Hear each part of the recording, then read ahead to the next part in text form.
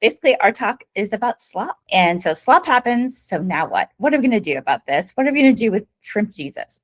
So our firm, it's based in Seattle. I guess some of you have seen our studio. I've been around for almost 20 years. We use human-centered design, but we also try to layer other types of disciplines in there. So like systems thinking, strategic foresight, as well as ethics, to kind of think through what are the secondary and tertiary impacts of the things that we design, and how can we anticipate that from day one. So that's kind of the lens that we put onto the products that we design. And so here are just some examples of some products. And so we're always at the emerging cutting edge of technology. Clients are always asking us, like, what are we going to do with blockchain, or what should we do with AR, VR? And so now, of course, it's with AI. And so a lot of the experiences now that we have for technology companies like Samsung or Microsoft, or healthcare companies like Seattle Children's or Eli Lilly.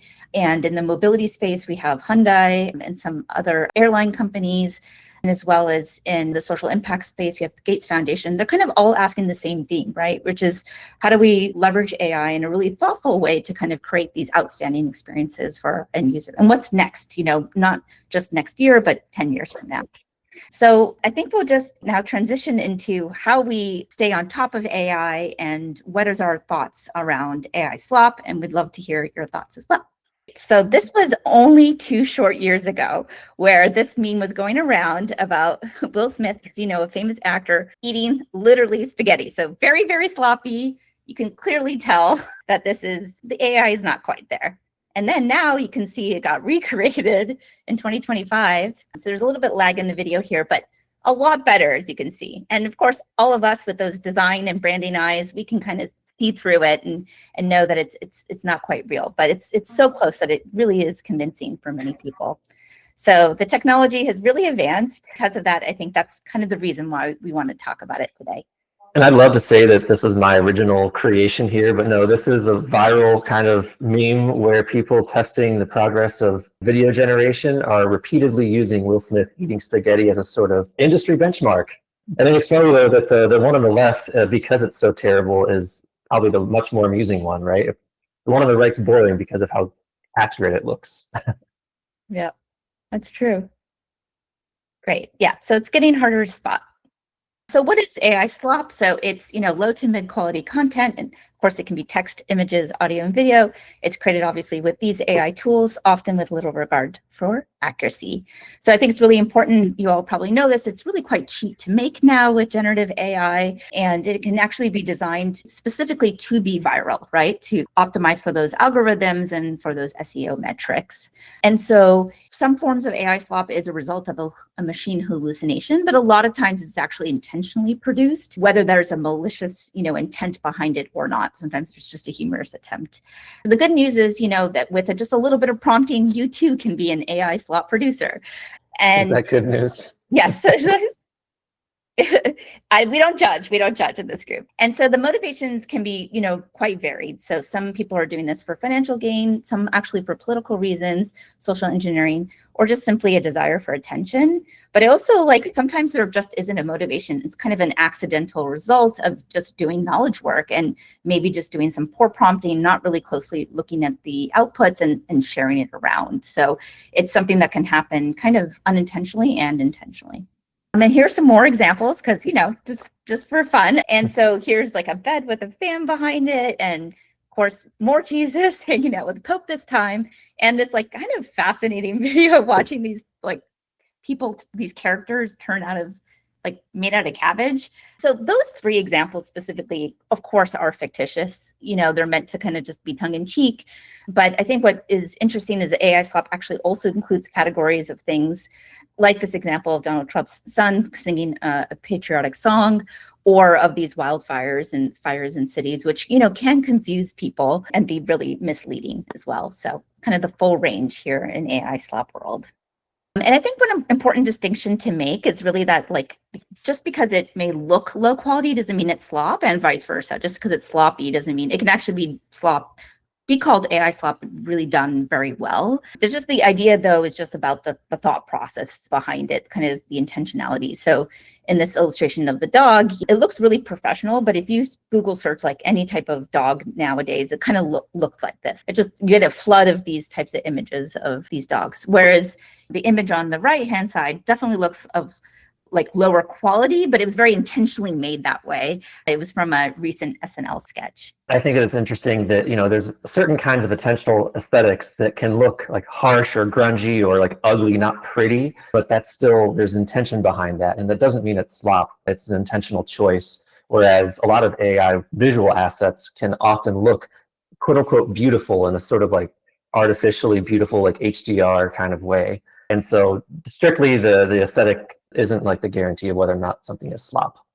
And then the important thing is that slop is now literally everywhere. I guess that's why it's the word of the year. It's wherever you can consume content and also places where you generate content as well, right? So of course it's on social media, but it's also on online gaming platforms like Fortnite and Roblox.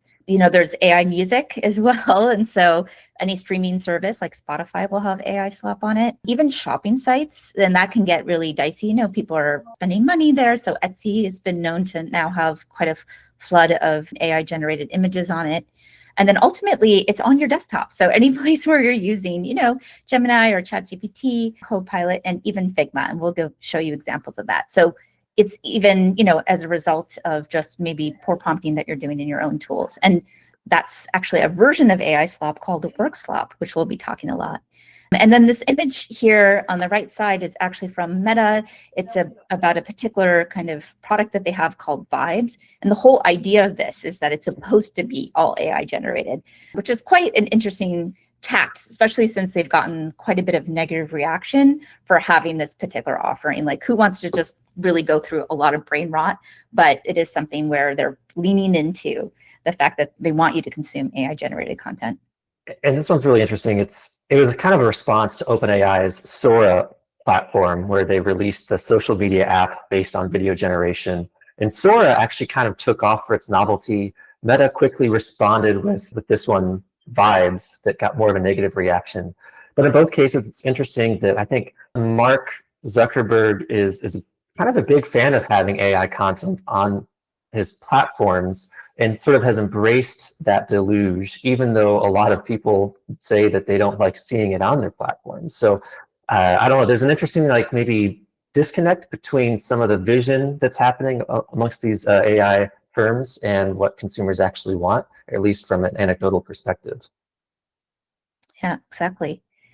And then I just saw in this chat, why do you think that some technology entrepreneurs like Zuck has maybe embraced it in many different hypotheses, but it can be, like I said, financially lucrative to have slop. It is clickbait. It is kind of entertaining or outrageous or upsetting, all things that drive our internet today. And so in the news, it's been covered a lot. So here's some of the highlights, but definitely recommend you watch John Oliver's episode on it. It's also very much covered in Hard Fork, which is a podcast that's great. And also just the general news as well. So not just us tech geeks kind of following these different platforms, but general news around how it's either kind of disrupting certain platforms like Etsy, or fans actually having backlash on it. So here's an example where Fortnite fans were really annoyed that in some of the digital spaces, they would walk around and you would see digital art that was clearly AI generated. They were kind of peeved by that, thinking like $1 billion company should be able to not have AI generated art in it. There's definitely lots of opinions and thoughts around, what AI can do and the AI slops, kind of effect. So one of the things that is being covered in the news is the fact that it's quite problematic. So the main idea is that it pollutes our information sources. So there's this analogy of it being a polluted river. So when you're mixing it with human-generated content, AI-generated content, it can also really erode our ability to trust content since some of it is so convincing. Of course, there's the well-known arguments about it displacing content creators and that being a concern for many people. And then finally, I think there's something really important to talk about, which is this idea of AI slop recursion. So if there's a lot of AI generated content and then future AI systems are using that as training data, you essentially have garbage in, garbage out.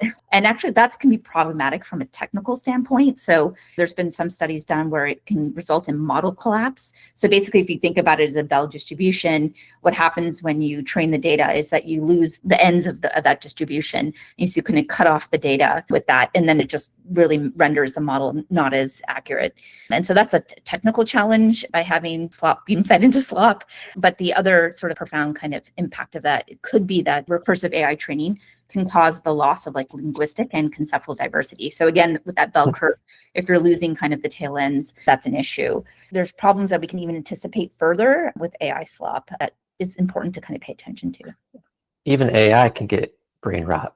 Yes, exactly.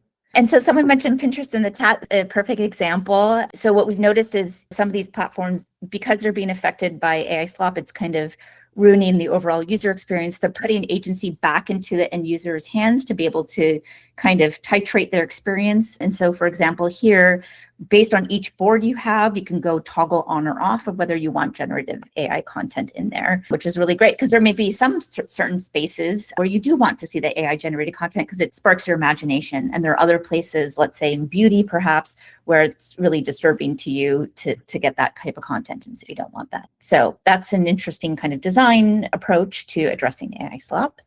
And then Perplexity, it's a technology company that allows you to search on the internet. One of their products is a browser called Comet. So it uses AI to help you do queries. And essentially with this browser, they have this $5 per month subscription option. And that allows you access to paywalled content. And part of the revenue that they get from users paying this additional fee goes directly back to those publishers. And so this is kind of a way for them to support quality journalism and kind of make sure that you're still getting high quality content. It's an important approach, which is trying to prevent fake news and other sort of misinformation. Yeah. And just to add additional commentary there, Perplexity is basically like an AI web search and research tool. And so they're very invested in having good quality information returned in whatever you're asking about. And so they're kind of invested in this idea of fighting against slop and having it show up in their own search results. So engaging with publishers of reputable organizations and journalistic outlets, et cetera, is one way in which they're trying to sort of fight the war, so to speak. Thank you, Jeff. And then the last example from Steam, some of you might be familiar with this platform, but essentially it's a digital distribution platform for games. And here, this is a set of community that really cares about whether knowing if the games have generative AI content or not. So they're asking developers to disclose that. So here's just a quick screenshot of that. And so what I like about here is that they're being quite specific about how AI has been used, right? And there's many different aspects to developing a game in which it can be used. And so here you have to mark that off. Ultimately, people who choose to buy these games then can have some transparency on how AI is being used. Yeah, and Neeti, you mentioned some backlash in Fortnite. I think that this is really an interesting example of how the community of consumers are passionately against a lot of instances of AI use. They, at least according to the ones that are very vocal online, gamers generally hate AI. They hate that it's potentially resulting in low quality outputs. They don't like that it's taking away work and vision from actual human artists. And so there's a sort of collective pushback that many within that community have that's somewhat effective in terms of then platforms recognizing that and wanting to be able to flag it as well. So there's interesting, there's different dimensions about where the pushback against slop is coming from and how successful it is, but I think gaming is particularly an interesting look into that space. So thanks, Neeti, for that overview of some of the platforms fighting against slop. I mean, thank God that AI slop is confined to only large parts of the internet, right? Yeah. That's great. Unfortunately, no. As Neeti mentioned, there's also this idea of work slop, which is AI slop, poorly thought out work that is used in the workplace. And I think maybe a good way to illustrate this is if I were to try making a slide about work slop here. So I'll just use Copilot within PowerPoint. I'll ask it to make a slide about AI work slop and how it's generated work content, basic definition here that looks good, but maybe lacks some substance. It doesn't really advance a task meaningfully and makes people less connected with the work overall. And great, now we have our slide. It may be, I don't know what the image on the left is. I don't know why it shows that image. I don't know why it shows this layout. The text, kerning, and everything else is all wrong, not according to my template at all. The words on the right seem like maybe they're kind of aligned to what I told it to create. But if I were to just run with this, I would not have put into a thought as to what this slide is actually about. What am I actually saying here? There's a risk that it looks good enough to some people that they're just make it and move on and not even think about what the intent is behind this. And so I basically just shortcutted my communication. If I were to make a slide, I'd probably just go get a bit more minimal and just put up the definition here that I want, that work slop is generated work content, masquerading as good work, but really lacking the substance. So that's just one example. I think another example that we could go into is actually in the design process, because as much as I'd love to think that work slop is confined to emails and PowerPoints, I'm starting to see it show up in the research and creative process as well. Let me just exit out of my PowerPoint, and we're going to go to a bit of a HCD process. So I'm actually a researcher by training. That's what I spent most of my career doing. And imagine that I'm working for a major booking site that books like airline tickets, and they're looking to expand into travel planning, vacation planning. And so let's say that we've already done interviews with participants, generative research to understand how they go about planning their vacations today. And we have all the transcripts for those interviews. These are synthesized data, but imagine that these are all of the transcripts we have for those interviews in this tool by Google called NotebookLM. And what it does is I can query this data. Now, if I were to be a sloppy researcher, I might just ask, what are the top research insights that I can take away from this? I get a fairly long-winded response here that, it has sources cited if I wanted to go to where it's pulling different elements of these insights.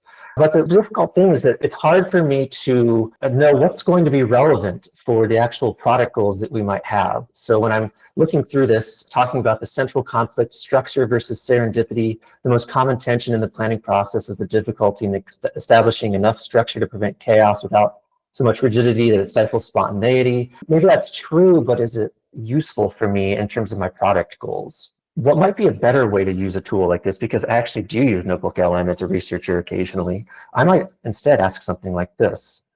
Who talked about getting a shared Google Maps from friends? If I was in these conversations, I might have had some things that stood out to me, and there's maybe a common theme that I had been tracking around this particular behavior over and over. And I wanted to get the actual data that supports that, return back to it, and better understand it. Now I can use that signal in my brain to go back and actually find the way where people were talking about that and grab the quote, whatever it might look like. And that's the way I could maybe use this tool a bit more responsibly, is by having this intentionality to it. That's just one example. Now let's say that I'm back in sloppy mode. I'm really crunched for time and I need to make a deck of my research insights here. I'll use NotebookLM's slide deck creator to make a slide about my insights. Click on that. And it'll take just a second to create that slide, but let me actually bring up the one I have. I'm doing a sort of like a cooking show type thing where I'm going to pull the thing already out of the oven that's already been in there. So, here we are. We have the uncharted territory, how real people actually plan travel in a fractured digital world. Planning is like writing the rough outline of a story we'll tell later. Great. I mean, all right, it's maybe not wrong. That quote probably exists, I think. And then we'll go through, it talks about the planner's paradox. We plan for joy. It really centralized on this one particular theme that might not be that relevant for me as a researcher working with the design team. We have personas that have kind of been made automatically for us, the scrappy creator, the overwhelmed parent, the cautious planner. Again, it's not necessarily wrong, but is it keyed into what's relevant? From a technical perspective, it's actually pretty impressive that it's able to pull appropriate apps and icons being used to create an infographic like this to make a certain point. Like, the trip doesn't feel real until I can see the post in my head. I think there's something interesting about how it's actually pulled out this journey of a social media first discovery experience. But, not having done the work to arrive at this, if Neeti were to ask me follow-up questions, I wouldn't be able to answer them. So when it comes under scrutiny and you can't, not defendable, that's where it gets a little concerning. Right? Exactly. Again, technical perspective, and it looks great. And that's one of the challenges with slop. We're talking about slop because it's getting so close in that uncanny valley sort of way where the impression is, oh, that's pretty good. But the thought and thinking and substance really isn't there, or not aligned to what we really need. We have these 4 principles at the end here for a better way. Catching the confetti, provide reassurance, not just options, reveal the real details, translate dreams into reality. Again, maybe not necessarily wrong, but are they useful? So that's an interesting way in which we're making this research deck, but we're going to take it one step farther. Let's say that despite all of my sloppiness so far, I was able to arrive at this vision for more like a Google Maps style experience. Like, how do we help people share and build off of their friends' Google Maps that have custom pins where they can see where people have gone previously and what they recommend in a very like bottom up sort of way, not what Yelp recommends or whatever else. So I might go into Figma Make, which is an AI design tool here, and I might ask it to make this for me. My prompt might be something like create a travel planning app where users add and save pins from other sources like social media and friend texts, organized into a folder for a specific trip. There's that map interface where items exist as pins. Each item has a photo. I'm pretty prescriptive about what I'm looking for, also describing a Pinterest style feed. And then I'll have it generate that. Again, it would take normally about 10 minutes or so to make, so skip over to where we have this generated. Here on the right, this is the prototype that it's made. We have my trips. I can click into Tokyo Adventure and it brings up this map view. I can click on a pen and it has this location and where it was saved from and when, and I can remove it or what have you. I can see it in list view if I'd like. I'll go back to the trips. I can add a new trip. It doesn't look ugly. The basic interface looks okay. And if I go over the Discover tab, again, very like Pinterest style feed. But this represents maybe a coherent enough UI for what I asked for, but it's done nothing to reflect any like user experience, right? Like the actual journey through how someone might use a tool like this. The interface without the experience, it's like a building on stilts. It has no ground floor. And maybe this would be useful if I'm just a researcher who is using this to illustrate something to a design team that I couldn't make myself and I wanted to do so really quickly. But unfortunately, that's not always how something like this is used. Unfortunately, I know friends that are creative professionals, that are designers. And can you still see my screen, my presentation here? Point. Yes, thank you. Yeah. You might say that's kind of a strained example or scenario that we just walked through, but I know creative professionals, UX designers who are working on teams. Their colleagues are using tools like Figma Make, the AI tool, to do almost like exactly what we just showed. And it's difficult because it doesn't jive with, you almost have to start over to do any thought about the user experience or to build a proper design system. It's really difficult to do if you're doing everything with AI and then go back and make everything that actually properly supports design and development moving forward. And so that's just one of the challenges of using a tool like that irresponsibly. It can help you move fast, but it's difficult to make a good foundation, and it can often make more work for the people that care about the craft ultimately. And so we found this really interesting study that was published in HBR by two groups partnering to do this. One was at Stanford, and essentially they did a study to figure out the effect of work slop on productivity, and really found that work slop does end up creating more work for their coworkers, where that receiver of the work slop has to do the work to kind of interpret, correct, or even redo that work. And so they even calculated on average how much time does it take to address each instance of work slop, and that's 1 hour and 56 minutes on average. And then beyond just sort of the productivity kind of effect of having sloppy work products, people just feel annoyed, confused, and offended by it. So it can kind of just lead to a little bit of sour feelings. And then in terms of how pervasive it is, it's kind of surprising to see from this survey that was recently done here in September, how many people have received work slop at work. And that's 40% of people. And then those who did get work slop, out of all the work that they received, about 15% of it qualifies. And then it's also interesting to see who shares work slop with each other. So a lot of it's between peers. So 40% of that work slop that's being exchanged is between peers, but it's also sent to managers, so manager up and also down. So managers are sending it to their direct reports, sloppy work. So it's just interesting that it kind of goes in all directions. I know someone whose direct report sent them an AI generated or partially generated self-evaluation form for their work anniversary. And when he asked about it, he was like, I don't know what that means. It's wild. Yeah, so it's really odd that, for your own self-review, which you'd probably carefully want to scrutinize and write, because your compensation's based on it, that they would not be familiar with what they put in there. And so it's also actually eroding how people think of each other in the workplace. Those who produce work slop are perceived as less creative, less capable, less reliable, less trustworthy, and less intelligent. So you can see the statistics there, like the numbers. But essentially, like in sum, I think it can really affect the way that we collaborate if work slop is in the mix. And then this is kind of where we're thinking like beyond just the individual and kind of business level impacts, that there could be societal level impacts of having AI slop and work slop. So as we continue to outsource a lot of our thinking, reflection, and work, it can erode our cognitive skills, and then we'll have less and less incentive to do anything about it. So to be more specific, there's a few effects that we're worried about on the next slide. So one is just lowering our standards. So after a while, we just get used to those quick answers. We accept generic language, work is good enough. We will stop noticing nuance, expertise, and originality. We'll also just miss the habit of working through those difficult tasks and digesting novel ideas. And so that can be a huge cost. The next is just this idea of passive consumption. Just like if you're being served up, all of this kind of content on a silver platter, it's really easy to digest. And if anyone that's read from the old school textbooks, sometimes you just have to wrestle with it for quite a bit for the information to stick, for it to really make sense to you. And so when it's kind of served up in this particular way with the generic language, you're not really processing it in a way that is impactful.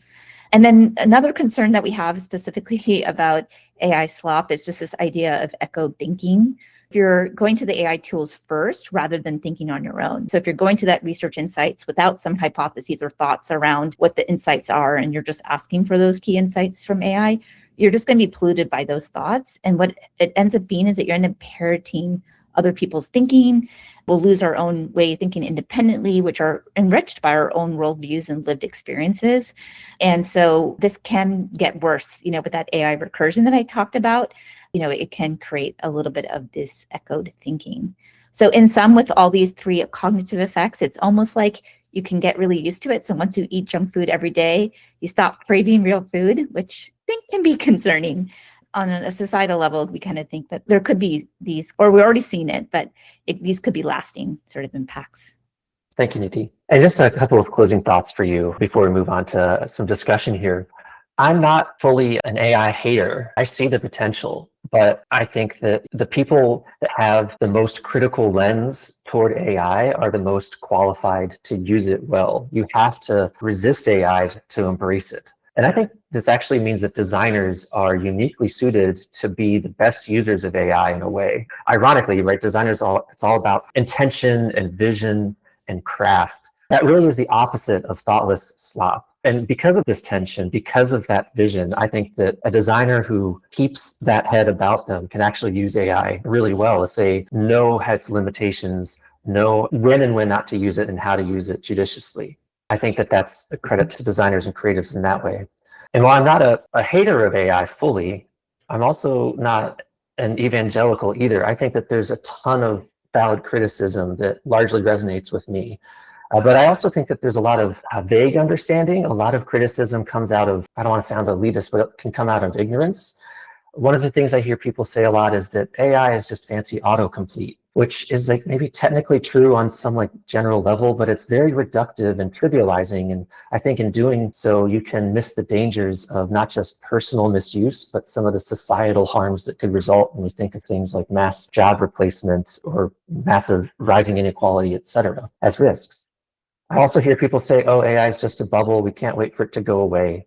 I mean, it is a bubble, but it's not necessarily going to go away. The internet was a bubble and it's still around. It's still foundational to modern society. So as much as you might not like it, AI is probably here to stay. And so knowing its strengths, its limitations, how it actually works, I think is important for the responsible development and use of it. You need to ask questions, you need to push back, but underneath it all, you need that true understanding. And so the spot slop to address it, to create a culture of appropriate expectations of use, I think being familiar with its nature here is especially important.